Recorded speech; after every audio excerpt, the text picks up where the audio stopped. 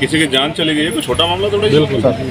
ठीक है, मैंने तो यहाँ के 6-7 अच्छे अधिकारी हैं, सम्मानित अधिकारी, जिनको मैंने देख लिया, मैं ले गया उनकी सूची और स्पीकर साहब को दूंगा, इनको नौकरी करना सिखाऊंगा, कितने नौकरी। नमस्कार दोस्तों, चंद्रशेखर आजाद सांसद बनने के बाद सुर्खियों में बने हुए हैं। अपने क्षेत्र नगीना में भी एक्टिव नजर आ रहे हैं, जनता के बीच जाकर उनके मसलों को भी हल करने की जुगत में लगे हुए हैं और अब दलितों के साथ मुस्लिमों को भी साध रहे हैं, क्योंकि चंद्रशेखर की नजर अब यूपी में होने वाले उपचुनाव पर है, जो चंद्रशेखर को और भी मजबूत कर सकते हैं। और यही कारण है कि भीम आर्मी चीफ लगातार दलितों के साथ साथ अल्पसंख्यकों यानी मुसलमानों के मुद्दे भी खुलकर उठा रहे हैं। उन्होंने संसद में अपने पहले ही भाषण में देश में मुसलमानों के साथ हो रहे अत्याचार का मुद्दा उठाया था। अब हाल ही में उन्होंने जेल में बंद आजम खान की बात की। राजनीतिक विशेषज्ञों का मानना है कि चंद्रशेखर की दलित वोट बैंक पर अच्छी खासी पकड़ है। वे अब मुस्लिमों के बीच भी अपनी पैठ बनाने की कोशिश कर रहे हैं। चंद्रशेखर आजाद ने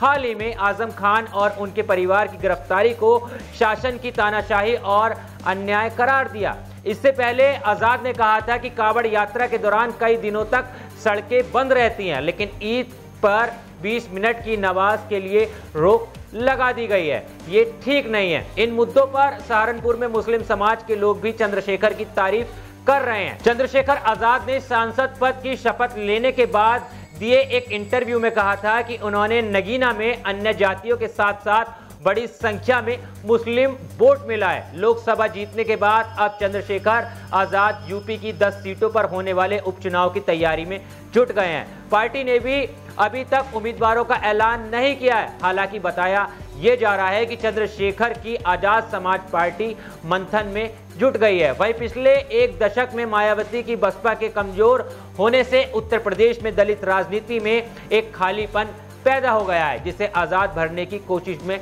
लगे हुए हैं। लेकिन अब देखने वाली बात यह होगी कि उपचुनाव में कितना असर पड़ेगा चंद्रशेखर की इस राजनीति पर, क्योंकि उपचुनाव चंद्रशेखर की राजनीतिक भविष्य को तय जरूर करेगा और इससे यह भी पता चलेगा कि उत्तर प्रदेश के अंदर चंद्रशेखर आजाद कितने पानी में है। खैर, ये तो समय ही बताएगा, लेकिन चंद्रशेखर ने सपा, कांग्रेस और बसपा के खेमे में टेंशन बढ़ा दी है और अब मुखर होकर उत्तर प्रदेश के अंदर राजनीति कर रहे हैं और दलितों का नेता बनने की वो पूरी तैयारी कर चुके हैं। और कहूं तो एक तरह से दलितों का नेता बन भी गए हैं जब से इस लोकसभा चुनाव में उन्होंने नगीना सीट जीती है। मगर चंद्रशेखर के बारे में आपकी क्या राय है? वो मुस्लिमों को के बारे में जिस तरह से भाषण दे रहे हैं, जिस तरह से बयान दे रहे हैं, उस पर आप क्या सोचते हैं? एक बार कमेंट्स बॉक्स में जरूर बताना और चंद्रशेखर आजाद को आप कहां तक देखते हैं ये भी जरूर बता के जाना। मिलता हूं आपसे किसी और वीडियो में।